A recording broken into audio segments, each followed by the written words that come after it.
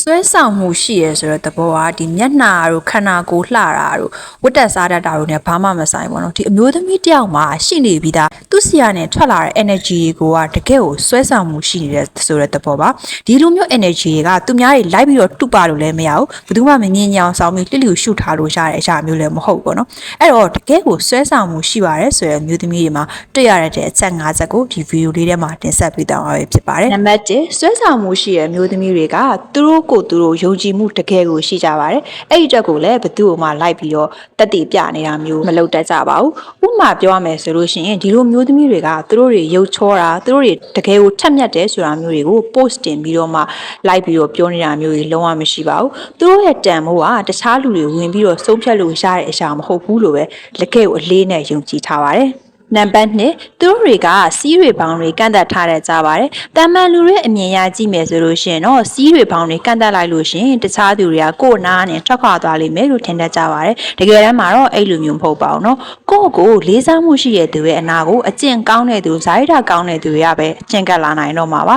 ။တသနာရှာခြင်းတဲ့သူစကားကိုဘလောင်းပလဲပြောတတ်တဲ့သူကိုယ်မလေးမစားဆက်ဆံခြင်းတဲ့သူတွေကကိုယ်အနာကိုလုံးဝရှောက်လာနိုင်တော့မှာမဟုတ်ပါဘူးနော်။နံပါတ်3ဆွဲဆောင်မှုရှိတဲ့မျိုးသမီးတွေကသူတို့ရဲ့ခံစားချက်တွေကိုတခြားသူတွေကိုထိန်းချုပ်ခွင့်မပေးတတ်ပါဘူးဒီလိုမျိုးသမီးတွေရဲ့အနာကိုသူတို့လွှမ်းမိုးချုပ်ကိုင်ခြင်းတဲ့သူတွေရှင်းကပ်လာတတ်ပါတယ်ဒီလိုချိန်မျိုးမှာသူတို့ဘက်ကဘာမှမတုံ့ပြန်မဲနဲ့မတိကြအောင်စောင့်နေလိုက်တာမျိုးပဲပုံများပါတယ်သူတို့ရဲ့စိတ်ထဲမှာကိုယ်တခုခုလာလောက်တိုင်းပြန်ပြီးတော့တုံ့ပြန်စရာမလိုခက်ရိုင်းရိုင်းပြောရရင်ခွေးဟောင်တိုင်းထားကြည့်စရာမလိုဆိုတဲ့စိတ်မျိုးပဲအမြဲတမ်းတွေ့ထားတဲ့သူတွေပါနံပါတ်4သူတို့အကြောင်းတွေကိုအကုန်လုံးရှောက်ပြီးမပြောတတ်ပါဘူးသူတို့တွေကလူတွေကိုနွေ့နွေ့ထွေးထွေးနဲ့ဆက်ဆံမယ်ပွင့်ပွင့်လင်းလင်းစကားပြောတာမျိုးတွေရှိမယ်ဒါပေမဲ့သူတို့အကြောင်းကိုအကုန်လုံးမပြောပြတတ်ပါဘူးသူတို့ရဲ့ကဘာကြီးကိုတခြားလူတွေအလွဲတကူဝင်လို့မရဘူးဆိုတဲ့သဘောမျိုးပါပဲဒါကသူများတွေနဲ့ခက်ကင်းကင်းနေခြင်းတဲ့သဘောမျိုးမဟုတ်ပါဘူးเนาะကိုယ့်ဘဝနဲ့ကိုယ်နေနေတဲ့သဘောပါပဲနံပါတ်5ဆွဲဆောင်မှုရှိတဲ့မျိုးသမီးတွေကသူတို့အနာကိုရောက်လာတဲ့သူတိုင်းကိုကာကွယ်ပေးပြီးတော့